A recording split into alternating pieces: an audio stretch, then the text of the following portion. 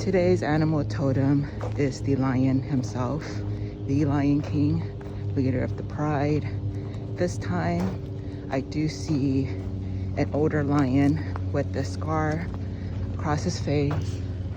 He's faced many battles, has many other wounds. He's still strong and resilient. Some may think he's old and it's time to step aside for the younger. And he wouldn't mind either. He's also looking for the next one. He's also teaching the next generation. He's also still protecting in the meantime. And he won't settle for anything less than the best for the pride. So that is why he hasn't stepped down yet.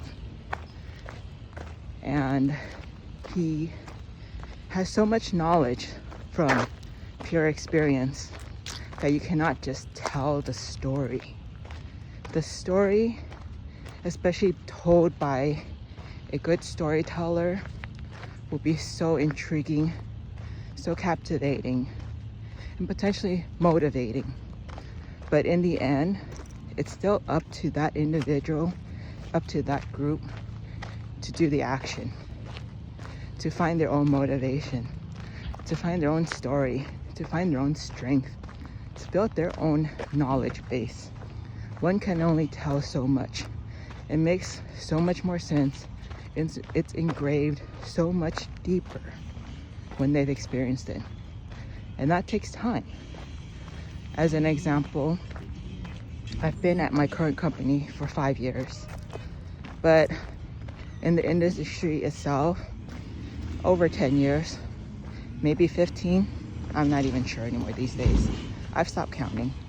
My point is though, if we just focus even on the 5 years of me being here, and now my co-worker is 2 years in, and in 2 years, his trajectory definitely has boosted a lot, but there's still so much more I can't teach him. I can teach him the stuff that matters to our job at hand, but I know there's more beyond that, more that I've experienced, more that I try to tell him.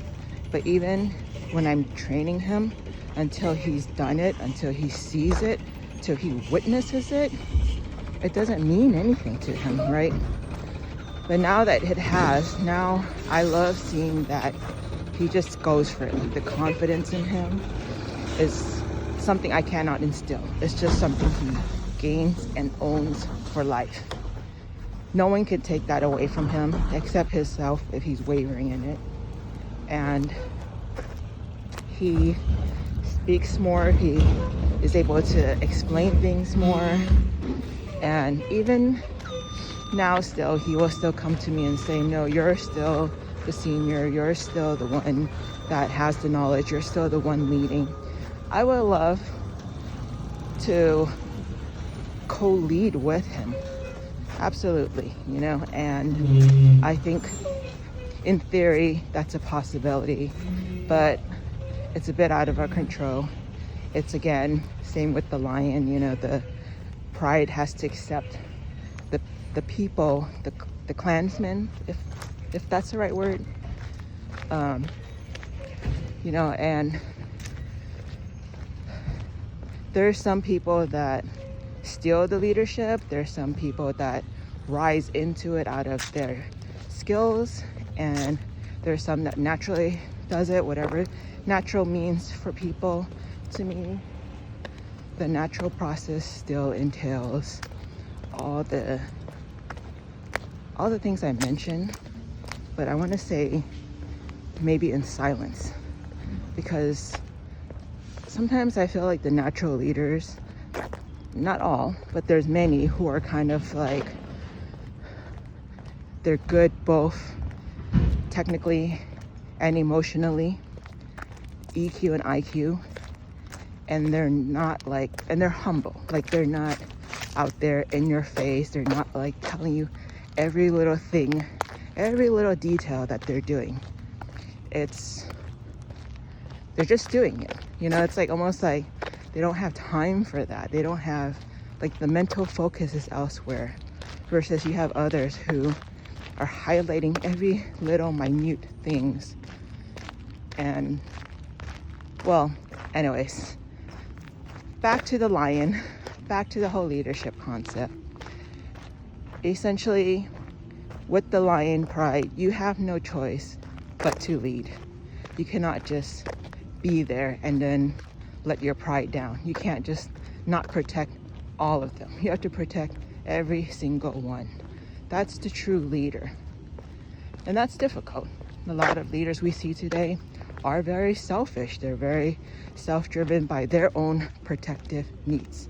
They're protecting themselves only. They're saying and doing and sabotaging. And so with this message, including my story, I hope for a greater future because of who we have as leaders, not just our presidents, but our Senate and congressmen. And yes, I'm talking about the US, so this may not apply to the rest of the world. But I also, people are complaining, say like about corporate America and the leaders there. But what about ourselves? What about ourselves that we cannot be a leader in training?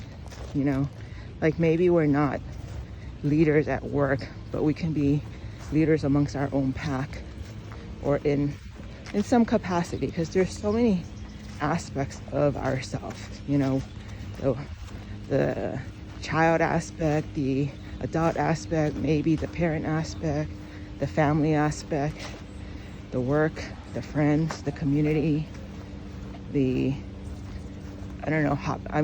hobbies too, like some stuff like the sports related, they're sort of that kind of leader too. I just feel like there's so many versions, and holy moly, look at this crane. That is cool.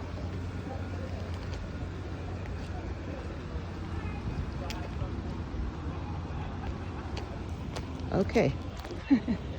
Passing now. I just lost my train of thought. Okay, well, I think that's a sign to end it. So, till the next time.